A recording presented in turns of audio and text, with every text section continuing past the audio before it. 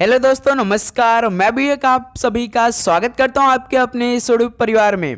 तो आप सब कैसे हैं? उम्मीद करता हूं आप सब अच्छे होंगे, स्वस्थ होंगे और आप सभी की एनटीपीसी 12th लेवल एग्जाम 2025 की तैयारी बहुत अच्छी तरीके से चल रही होगी। तो साथियों, जैसा कि 7 अगस्त पहले शिफ्ट के पेपर समाप्त हो चुके हैं एनटीपीसी 12th लेवल का, और जिस तरह से जीके, मैथ और रीजनिंग के सवाल पूछे गए थे, यदि आपका साथी प्रीवियस ईयर का सवाल बहुत अच्छी तरीके से कंप्लीट होगा और आपने प्रीवियस ईयर के सवाल बहुत अच्छी तरीके से हल किया होगा, तो समझिए आप 100 क्वेश्चन में से 80 प्लस तो कर सकते थे पहले शिफ्ट में। क्योंकि साथ ही जिस तरह से रीजनिंग के 30 क्वेश्चन पूछे गए थे, पूरी तरीके से सिलेबस के ऊपर ही पूछा गया था, एक भी सिंगल क्वेश्चन सिलेबस के बाहर नहीं आया था। और मैथ तो भाई, यदि आपका पूरा कॉन्सेप्ट और आपका पूरा बेसिक क्लियर होगा हर एक चैप्टर का, तो समझिए भाई 30 में से लगभग आप 25 प्लस तो कर ही सकते हैं। अब हम बात करेंगे वो सबसे अधिक सवाल पूछे गए थे 40 क्वेश्चन जीके जीएस का। इसमें तो भाई देखिए 80 प्रश्न जो थे वो आपके 80% जो थे आपके साथ ही प्रीवियस ईयर के सवाल पूछे गए थे, और जो मेरे दोस्त 20% सवाल था वो थोड़े से हाई डिफिकल्ट के सवाल पूछे गए थे, लेकिन सिलेबस के ही आधार पर पूछे गए थे, सिंगल क्वेश्चन बाहर नहीं गए थे। तो आज की शिफ्ट वाले प्रश्न आज की इस क्लास में डिस्कस करेंगे। तो जिनका आने वाले शिफ्टों में एग्जाम बाकी है वो इस क्लास को कंप्लीट देख लेंगे मेरे दोस्त। इसमें हम जानते हैं पूरा हिस्ट्री का टॉपिक लिए हैं, पूरा अर्थशास्त्र का यानी इकोनॉमिक्स का, पूरा जियोग्राफी का, पॉलिटी का, स्टैटिक, जीके का, हर एक टॉपिक से आज की इस क्लास में हम लोग सवालों को देखने वाले हैं, जो कि साथ ही 91 क्वेश्चन होने वाले हैं। टारगेट रखिएगा आप सभी का कम से कम 85 प्रश्न जो है ना वो सही हो। ओके, तो चलिए दोस्त, बिना टाइम वेस्ट करते हुए इस क्लास को स्टार्ट कर लेते हैं, क्योंकि आने वाले शिफ्टों का आज ही अभी शिफ्ट बाकी है, तो वो भी ये क्लास को कंप्लीट देख लेंगे जल्दी जल्दी और अपना रिवीजन कर लेंगे। 100 में से 100 भाई यहीं से पूरा होगा, ये बात याद रखिएगा। जो हमने आपको कम से कम 6-7 क्लास दिया है उसे आपने नहीं देखा है तो भाई आपका एक प्लेलिस्ट बना है, उसमें जाके चेक करिए। उसमें पूरा class NTPC 12th level exam 2025 के नाम से है, उसमें सारे क्लास हमने ऐड कर दिया है, एक भी क्वेश्चन उससे बाहर नहीं जा रहे भाई, याद रखिएगा। देखिए पहला प्रश्न, 15 अगस्त 1947 को स्वतंत्रता दिवस समारोह के दौरान महात्मा गांधी कहाँ थे? बताइए, 15 अगस्त 1947 को स्वतंत्रता दिवस समारोह के दौरान महात्मा गांधी जी कहाँ थे? तो याद रखिएगा साथ ही कलकत्ता में थे। तो पहले का डी ऑप्शन क्या हो जाएगा? कलकत्ता बिल्कुल राइट आंसर हो जाएंगे। चलिए नेक्स्ट अगला सवाल कॉल करिए, क्वेश्चन नंबर 2 को। भारत में महात्मा गांधी का पहला सफल सत्याग्रह कहाँ का था? तो चंपारण का था। तो सी ऑप्शन क्या हो जाएगा? बिल्कुल राइट आंसर हो जाएंगे। चलिए अगला सवाल कॉल करिएगा, क्वेश्चन नंबर 3 को। चार्ल्स विल्किंसन का भागवत गीता का अंग्रेजी संस्करण पहले किस वर्ष में प्रकाशित किया गया था? बताइए, चार्ल्स विल्किंसन का भागवत गीता का अंग्रेजी संस्करण पहले किस वर्ष में प्रकाशित किया गया था? तो मेरे दोस्त याद रखिएगा 1785 में। ऑप्शन सी क्या हो जाएगा? बिल्कुल राइट आंसर हो जाएंगे। ओके, चलिए अगला सवाल कॉल करिए, क्वेश्चन नंबर 4 को। किस महान स्वतंत्रता सेनानी को देशबंधु के नाम से जाना जाता था? बताइए, किस महान स्वतंत्रता सेनानी को देशबंधु के नाम से जाना जाता था? तो मेरे दोस्त चित्तरंजन दास जी को। ऑप्शन यहाँ से आप सभी का बिल्कुल राइट आंसर हो जाएंगे। चलिए अगला सवाल कॉल करिएगा, क्वेश्चन नंबर 5 को। राजनीति स्वतंत्र राष्ट्र के लिए जीवनदायी होती है, यह कथन किसने कहा था? बताइए, राजनीति स्वतंत्र राष्ट्र के लिए जीवनदायी होती, यह कथन किसने कहा था? तो ये अरविंद घोष ने कहा था। बी ऑप्शन क्या हो जाएगा? बिल्कुल राइट आंसर हो जाएंगे। ओके, चलिए नेक्स्ट अगला सवाल कॉल करिए, क्वेश्चन नंबर 6 को। सर्वेंट्स ऑफ इंडिया सोसाइटी की स्थापना किसने की? बताइए, सर्वेंट्स ऑफ इंडिया सोसाइटी की स्थापना किसने की थी? तो गोपाल कृष्ण गोखले ने की थी। डी ऑप्शन बिल्कुल राइट आंसर हो जाएंगे। ओके, चलिए अगला सवाल कॉल करिए, क्वेश्चन नंबर 7 को। निम्न में से कौन से स्वतंत्रता सेनानी जेल की दीवारों पर महाकाव्य कमला लिखा था? बताइए दोस्त, किस स्वतंत्रता सेनानी ने जेल की दीवारों पर महाकाव्य कमला लिखा था? तो ये साथी बीडी सावरकर जी ने लिखा था। बी ऑप्शन क्या हो जाएगा? बिल्कुल राइट आंसर हो जाएंगे।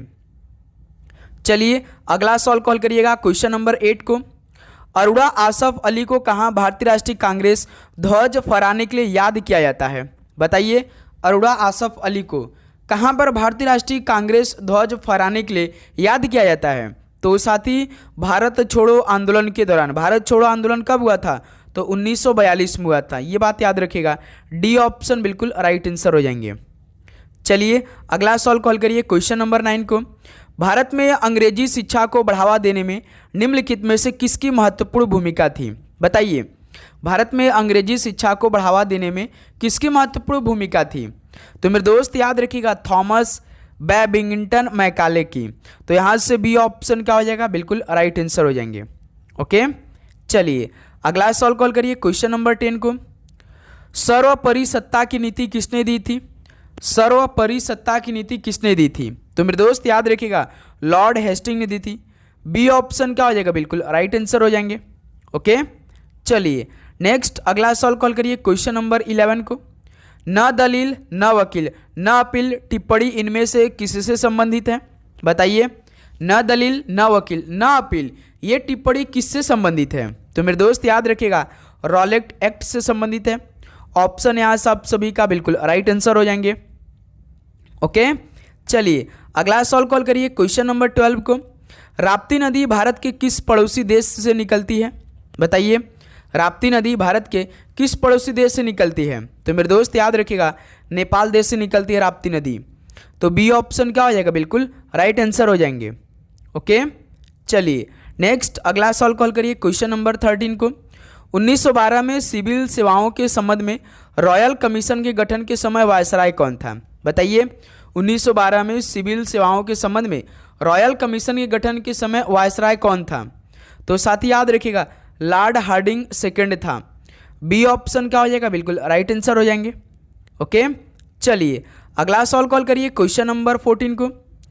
गवर्नर जनरल लॉर्ड डलहौजी ने किस साम्राज्य को चेरी कहा था? बताइए, जो गवर्नर जनरल लॉर्ड डलहौजी था इसने किस साम्राज्य को चेरी कहा था? तो मेरे दोस्त याद रखिएगा, अवध साम्राज्य को। तो बी ऑप्शन क्या हो जाएगा? बिल्कुल राइट आंसर हो जाएंगे। चलिए अगला सवाल कॉल करिए क्वेश्चन नंबर 15 को। भारत के किस राज्य में मकर संक्रांति को पौष संक्रांति के रूप में मनाया जाता है?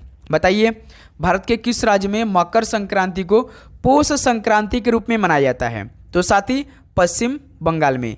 ऑप्शन सी बिल्कुल राइट आंसर हो जाएंगे। तो साथी एक बात आप लोग क्लियर कर दीजिए, आप लोगों ने अपना एग्जाम डेट और एग्जाम सिटी चेक कर लिया होगा, तो सभी साथी से रिक्वेस्ट है कि एक बार अपना एग्जाम डेट हमें क्लियर कर दीजिए मेरे दोस्त, आप सभी साथी से रिक्वेस्ट है। निम्न में से मुख्य रूप से मद्रास के होम रूल लीग की स्थापना किससे संबंधित है? बताइए, मुख्य रूप से मद्रास के होम रूल की स्थापना किससे संबंधित है? तो ये तो एनी बेसेंट से संबंधित है। बी ऑप्शन बिल्कुल राइट आंसर हो जाएंगे। ओके, चलिए अगला सवाल कॉल करिए क्वेश्चन नंबर 17 को।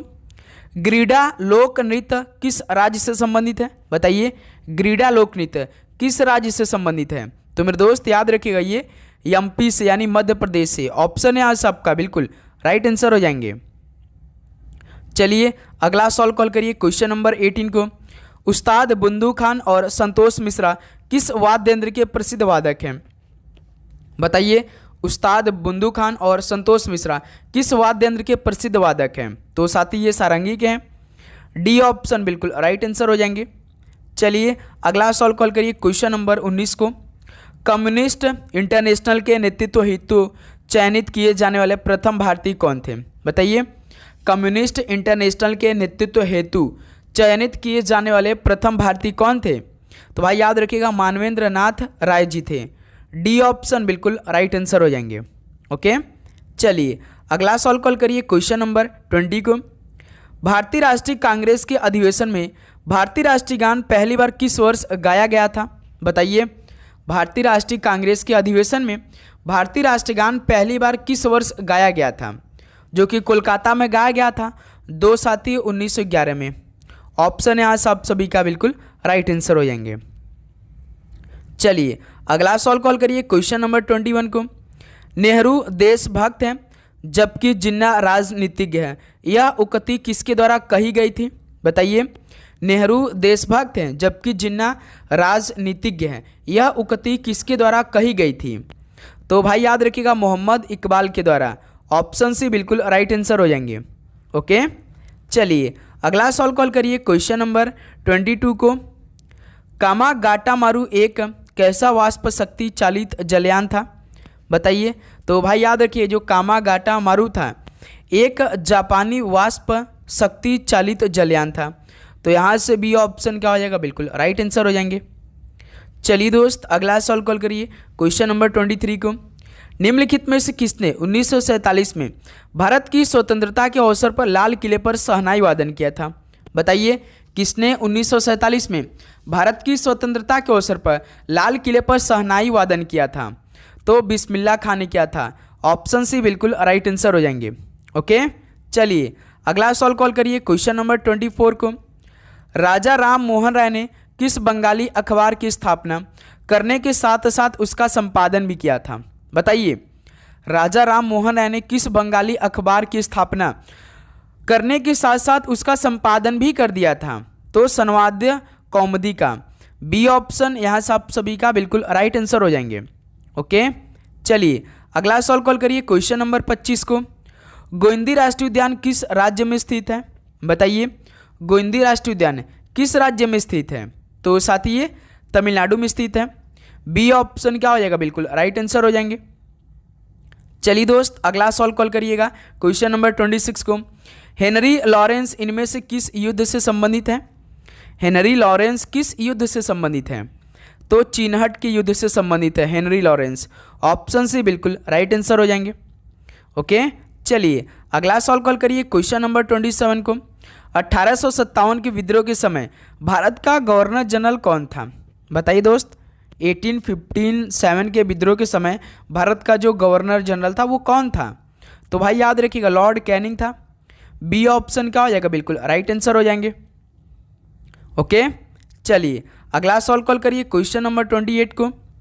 अहमद शाह अब्दाली भारत के किस एशियाई देश से आया था? अहमद शाह अब्दाली भारत के किस एशियाई देश से आया था? तो साथ ही याद रखिएगा अफगानिस्तान देश से आया था अहमद शाह अब्दाली। तो सी ऑप्शन बिल्कुल राइट आंसर हो जाएंगे। ओके, चलिए क्वेश्चन नंबर 29 कॉल करिए। अलमाटी बांध का निर्माण किस नदी पर किया गया था? बताइए अलमाटी बांध का निर्माण किस नदी पर किया गया? तो साथ ही ये कृष्णा नदी पर किया गया। बी ऑप्शन क्या हो जाएगा, बिल्कुल राइट आंसर हो जाएंगे। चलिए नेक्स्ट अगला सवाल कॉल करिए क्वेश्चन नंबर 30 को। भारत में पुर्तगालियों ने निम्न में से किस स्थान पर अपने पहले किले का निर्माण किया? भारत में पुर्तगालियों ने किस स्थान पर अपने पहले किले का निर्माण किया था? तो कोचीन में। कोचीन कहाँ पे? केरल में। ऑप्शन यहाँ से आप सभी का बिल्कुल राइट आंसर हो जाएंगे। चलिए अगला सवाल कॉल करिए क्वेश्चन नंबर 31 को। बाबर का वास्तविक नाम क्या है? बाबर का वास्तविक नाम क्या है? तो साथ ही याद रखिएगा जहीरुद्दीन है। बी ऑप्शन यहाँ से आप सभी का बिल्कुल राइट आंसर हो जाएंगे। ओके, चलिए नेक्स्ट अगला सवाल कॉल करिएगा क्वेश्चन नंबर 32 को। पूर्वी घाट की सबसे ऊंची चोटी महेंद्रगिरी की ऊंचाई कितनी है? पूर्वी घाट की जो सबसे ऊंची चोटी है महेंद्रगिरी, तो इसकी ऊंचाई कितने मीटर है? तो साथ ही 1501 मीटर है। बी ऑप्शन क्या हो जाएगा, बिल्कुल राइट आंसर हो जाएंगे। चलिए नेक्स्ट अगला सवाल कॉल करिए क्वेश्चन नंबर 33 को। 15वीं सदी में बाबर ने किस खेल को भारत में लोकप्रिय बनाया? बताइए 15वीं सदी में बाबर ने किस खेल को भारत में लोकप्रिय बनाया था? तो साथ ही ये पोलो को। ऑप्शन बी क्या हो जाएगा, बिल्कुल राइट आंसर हो जाएंगे। ओके, तो साथी उम्मीद करूंगा आपको हर एक क्वेश्चन बहुत अच्छी तरीके से समझ में आ रहे होंगे और आप काफ़ी अच्छी तरीके से याद भी करते रहे होंगे। और आप चैनल पे नए तो सब्सक्राइब करने के बाद नोटिफिकेशन को जरूर ऑन करिएगा। देखिए शेख ख्वाजा कुतुबुद्दीन बख्तियार काकी की दरगाह कहाँ स्थित है? शेख ख्वाजा कुतुबुद्दीन बख्तियार काकी की दरगाह कहाँ स्थित है? तो साथी अजमेर में स्थित है। ऑप्शन सी बिल्कुल राइट आंसर हो जाएंगे। चलिए नेक्स्ट अगला सवाल कॉल करिए क्वेश्चन नंबर 35 को। विजयनगर साम्राज्य की स्थापना कब हुई थी? किस सदी में हुई थी विजयनगर साम्राज्य की स्थापना? तो साथी याद रखिएगा 14वीं शताब्दी में हुई थी। बी ऑप्शन क्या हो जाएगा, बिल्कुल राइट आंसर हो जाएंगे। ओके, चलिए अगला सवाल कॉल करिए क्वेश्चन नंबर 36 को। कल सूबाई चोटी किस भारतीय राज्य में स्थित है? बताइए कल सूबाई चोटी किस भारतीय राज्य में स्थित है? तो ये महाराष्ट्र में स्थित है। बी ऑप्शन बिल्कुल राइट आंसर हो जाएंगे। चलिए अगला सवाल कॉल करिए क्वेश्चन नंबर 37 को। मुरडरा का सूर्य मंदिर किस राजवंश के राजा द्वारा बनवाया गया था? बताइए जो साथी मुरडरा का सूर्य मंदिर है किस राजवंश के राजा द्वारा बनवाया गया था? तो साथ ही याद रखिएगा सोलंकी राजवंश ने बनवाया था। बी ऑप्शन बिल्कुल राइट आंसर हो जाएंगे। चलिए अगला सवाल कॉल करिएगा क्वेश्चन नंबर 38 को। बंगाल की खाड़ी के तट पर स्थित कोणार्क मंदिर कब बनवाया गया था? किस शताब्दी में बनवाया गया था? बंगाल की खाड़ी के तट पर स्थित कोणार्क मंदिर कब बनवाया गया था? तो साथ ही 13वीं शताब्दी में। ऑप्शन सी बिल्कुल राइट आंसर हो जाएंगे। ओके, चलिए अगला सवाल कॉल करिएगा क्वेश्चन नंबर 39 को। बरौनी कोयला आधारित बिजली स्टेशन किस राज्य में स्थित है? बरौनी कोयला आधारित बिजली स्टेशन किस राज्य में स्थित है? तो साथ ही बिहार राज्य में स्थित है। डी ऑप्शन बिल्कुल राइट आंसर हो जाएंगे। चलिए अगला सवाल कॉल करिएगा क्वेश्चन नंबर 40 को। Tata iron and steel company TISCO को किस वर्ष निर्मित किया गया था? Tata iron and steel company TISCO को किस वर्ष निर्मित किया गया था? तो साथ ही 1907 में किया गया था। ऑप्शन सी बिल्कुल राइट आंसर हो जाएंगे। चलिए अगला सवाल कॉल करिएगा क्वेश्चन नंबर 41 को। भारत में तेल एवं प्राकृतिक गैस निगम का मुख्यालय कहाँ स्थित है? भारत में तेल एवं प्राकृतिक गैस निगम का मुख्यालय कहाँ पर स्थित है? तो साथ ही याद रखिएगा उत्तराखंड में स्थित है। बी ऑप्शन बिल्कुल राइट आंसर हो जाएंगे। चलिए अगला सवाल कॉल करिए क्वेश्चन नंबर 42 को।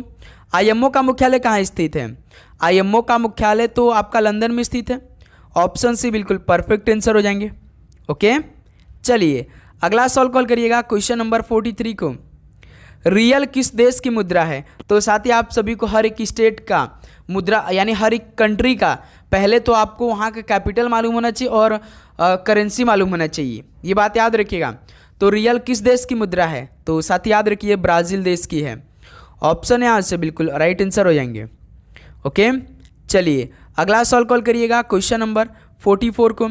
भारत में स्पेस एप्लीकेशन सेंटर कहाँ स्थित है? भारत में जो स्पेस एप्लीकेशन सेंटर है ये कहाँ पर स्थित है? तो ये साथ ही अहमदाबाद में स्थित है। बी ऑप्शन बिल्कुल राइट आंसर हो जाएंगे। ओके, चलिए अगला सवाल कॉल करिए क्वेश्चन नंबर 45 को। किस वर्ष में भारत ने अपना पहला सैटेलाइट लॉन्च किया? किस वर्ष में भारत ने अपना पहला सैटेलाइट लॉन्च किया था? तो साथ ही 1975 में। ऑप्शन सी बिल्कुल राइट आंसर हो जाएंगे। चलिए दोस्त अगला सवाल कॉल करिए क्वेश्चन नंबर 46 को। प्रधानमंत्री मातृ वंदना योजना की शुरुआत कब की गई थी? प्रधानमंत्री मातृ वंदना योजना की शुरुआत कब की गई थी? तो 1 जनवरी 2017 को की गई थी। याद रखिएगा ऑप्शन यहाँ से आप सभी का बिल्कुल राइट आंसर हो जाएंगे। ओके, चलिए अगला सवाल कॉल करिए दोस्त क्वेश्चन नंबर 47 को। जवाहर ग्राम समृद्धि योजना किस वर्ष शुरू करी गई थी? बताइए, जवाहर ग्राम समृद्धि योजना किस वर्ष स्टार्ट की गई थी? तो 1999 में। ऑप्शन यहाँ से आप सभी का बिल्कुल राइट आंसर हो जाएंगे। चलिए अगला सवाल कॉल करिए क्वेश्चन नंबर 48 को। भारत के प्राकृतिक बंदरगाह का चयन करिए। भारत के प्राकृतिक बंदरगाह का चयन करिए। तो कौन है? मुंबई बंदरगाह है। डी ऑप्शन बिल्कुल राइट आंसर हो जाएंगे। चलिए दोस्त अगला सवाल कॉल करिए क्वेश्चन नंबर 49 को।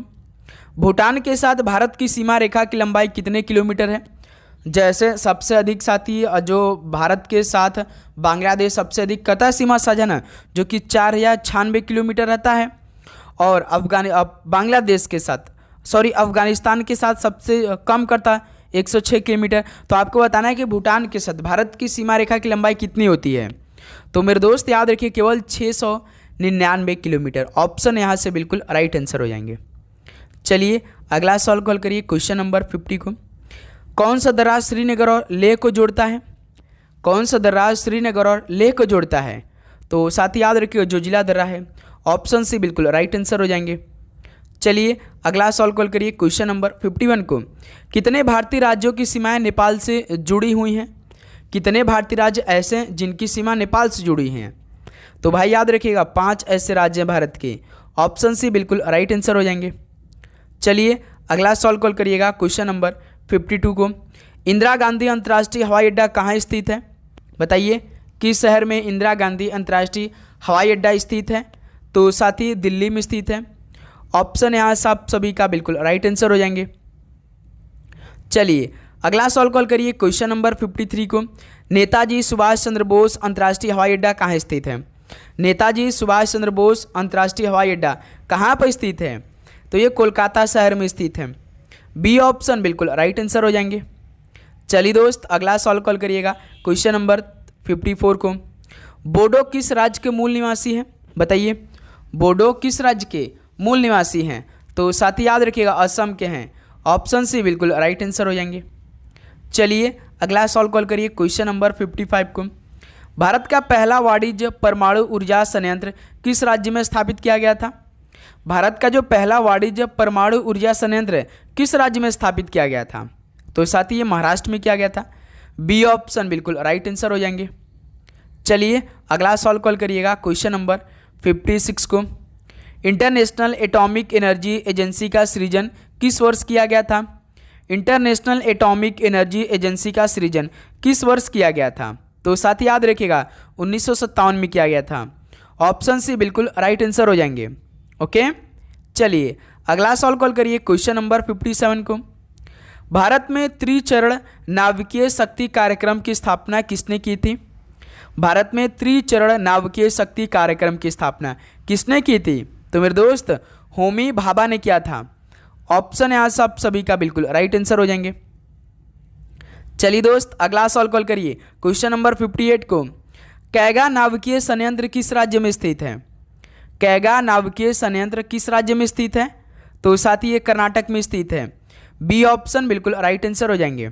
ओके, चलिए अगला सॉल्व कॉल करिए क्वेश्चन नंबर 59 को। कौन सा भारतीय राज्य सोयाबीन का सबसे बड़ा उत्पादक राज्य है? ऐसा कौन सा भारतीय राज्य है जहां पर सोयाबीन सबसे अधिक मात्रा में उत्पादन किया जाता है? कौन सा नंबर पहले पोजीशन पे कौन सा स्टेट? तो एमपी है भाई, मध्य प्रदेश। ऑप्शन यहाँ से आप सभी का बिल्कुल राइट आंसर हो जाएंगे। चलिए अगला सॉल्व कॉल करिए क्वेश्चन नंबर 60 को।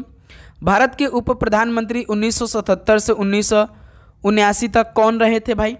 भारत के उप प्रधानमंत्री जो 1977 से लेकर 1979 तक कौन बने थे? तो जगजीवन राम जी थे। बी ऑप्शन बिल्कुल राइट आंसर हो जाएंगे। चलिए दोस्त अगला सॉल्व कॉल करिए क्वेश्चन नंबर 61 को। 17वीं लोकसभा के कार्यवाहक अध्यक्ष कौन थे? बताइए, 17वीं लोकसभा के कार्यवाहक अध्यक्ष कौन थे? तो आ याद रखिए वीरेंद्र कुमार जी थे। बी ऑप्शन बिल्कुल राइट आंसर हो जाएंगे। चलिए अगला सॉल्व कॉल करिएगा क्वेश्चन नंबर 62 को। राष्ट्रपति के अध्यादेश जारी करने की शक्ति से संबंधित अनुच्छेद कौन सा है?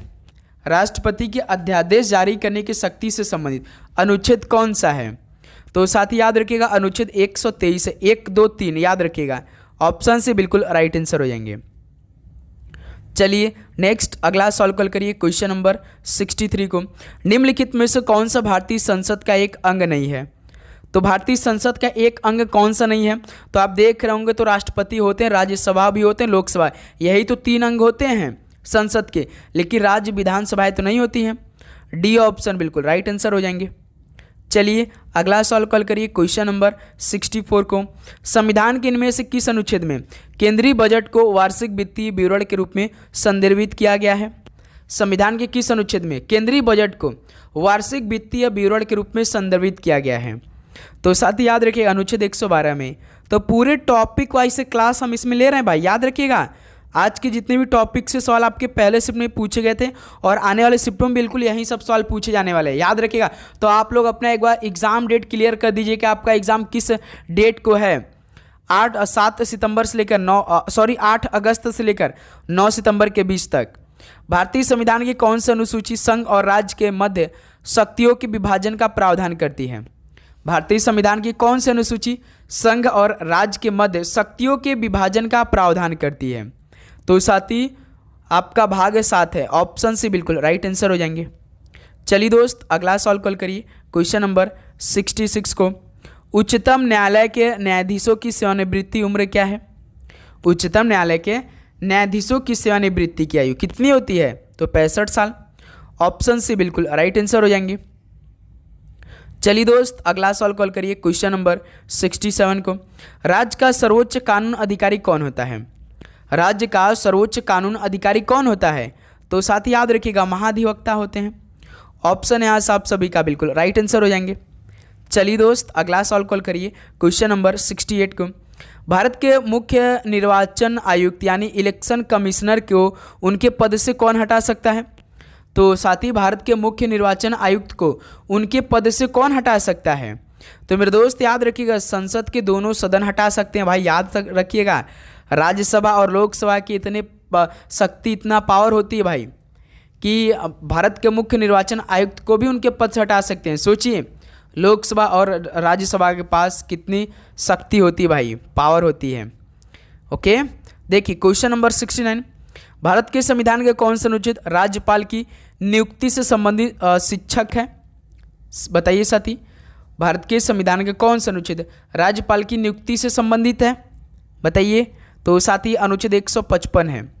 डी ऑप्शन बिल्कुल राइट आंसर हो जाएंगे। ओके, चलिए अगला सवाल कॉल करिए क्वेश्चन नंबर 70 को। भारतीय संविधान में अनुच्छेद 35A किस वर्ष जोड़ा गया था? भारतीय संविधान में अनुच्छेद 35A किस वर्ष जोड़ा गया था? तो 1954 में जोड़ा गया था। बी ऑप्शन बिल्कुल राइट आंसर हो जाएंगे। ओके, चलिए अगला सवाल कॉल करिए क्वेश्चन नंबर 71 को। शिक्षा को भारतीय संविधान में किस सूची के अंतर्गत रखा गया है? शिक्षा को भारतीय संविधान में किस सूची के अंतर्गत रखा गया है? तो साथी समवर्ती सूची में। बी ऑप्शन बिल्कुल राइट आंसर हो जाएंगे। चलिए अगला सवाल कॉल करिए क्वेश्चन नंबर 72 को। जीवन के अधिकार को भारतीय संविधान के किस अनुच्छेद में शामिल किया गया है? जीवन के अधिकार को भारतीय संविधान के किस अनुच्छेद में शामिल किया गया है? तो अनुच्छेद 21 में किया गया है। डी ऑप्शन बिल्कुल राइट आंसर हो जाएंगे। चलिए दोस्त अगला सवाल कॉल करिए क्वेश्चन नंबर 73 को। आधुनिक अर्थशास्त्र का जनक किसे माना जाता है? आधुनिक अर्थशास्त्र का जनक किसे माना जाता है? तो एडम स्मिथ को। ऑप्शन यहाँ से आप सभी का बिल्कुल राइट आंसर हो जाएंगे। चलिए दोस्त अगला सवाल कॉल करिए क्वेश्चन नंबर 74 को। भारत में राष्ट्रीय आय को किसके पदों में मापा जाता है? भारत में राष्ट्रीय आय को किसके पदों में मापा जाता है? तो साधन लागत पर शुद्ध राष्ट्रीय उत्पाद में मापा जाता है। ऑप्शन यहाँ से साथ ही आप सभी का बी क्या बनेगा? बिल्कुल राइट आंसर हो जाएंगे। तो भारत में जो राष्ट्रीय आय को किसके पदों में मापा जाता है? तो साधन लागत पर, शुद्ध राष्ट्रीय उत्पाद पर। ओके, चलिए क्वेश्चन नंबर 75 को हल करिए। राजकोषीय उत्तरदायित्व और बजट प्रबंधन अधिनियम यानी FRBM में किस वर्ष में पेश किया गया था? बताइए, FRBMA किस वर्ष में पेश किया गया था? तो साथ ही याद रखिएगा 2003 में। ऑप्शन सी बिल्कुल राइट आंसर हो जाएंगे। ओके, चलिए अगला सवाल कॉल करिए क्वेश्चन नंबर 76 को। भारत में किस वर्ष में प्रस्तुत किया गया बजट को काला बजट कहा जाता है? तो साथी भारत में किस वर्ष में प्रस्तुत किए गए बजट को काला बजट कहा जाता है? तो साथी 1973-74 में। बी ऑप्शन बिल्कुल परफेक्ट आंसर हो जाएंगे।